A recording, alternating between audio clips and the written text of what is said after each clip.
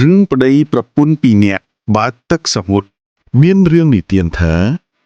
មានប្តីប្រពន្ធមួយគូមានជីវភាពធូរធារនិងមួយគូទៀតក្រីក្រណាស់ប្តីប្រពន្ធក្រីក្រតែងតែច្រណែននិងចង់មានដូចប្តីប្រពន្ធអ្នកមានថ្ងៃមួយពួកគេបានទៅសួរប្តីប្រពន្ធអ្នកមានពីរបៀបរកទ្រព្យសម្បត្តិប្តីប្រពន្ធអ្នកមានប្រាប់ដោយស្មោះត្រង់ថាពួកគេរកស៊ីដោយការប្រឹងប្រែងនិងស្មោះត្រង់ប៉ុន្តែពួកគេបានឃើញមច្ចុរាជ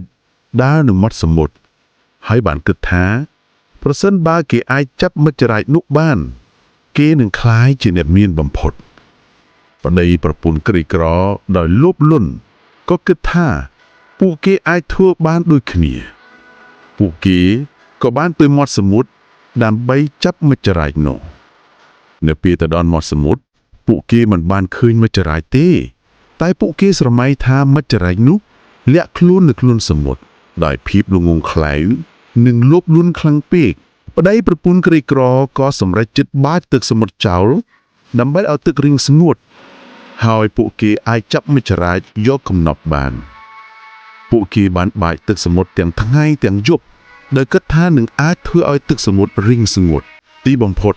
ពួកគេបាចទឹកសមុទ្ររហូតដល់អស់កម្លាំងហើយបរាជ័យមិនបានអីទាំងអស់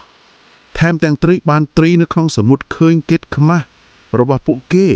ហើយលោតសាយពេញផ្ទៃទឹកទៀតផងមេរៀនអប់រំរឿងនេះបង្រៀនអំពីភាពលោភលន់និងការធ្វើអ្វីដែលហួសពីសមត្ថភាពឬមិនសមហេតុផលការចង់បានដោយអ្នកដទៃដោយមិនបានគិតគូរពីលទ្ធភាពខ្លួនឯងអាចនាំឲ្យមានមហន្តរាយឬបាត់បង់កិត្តិយស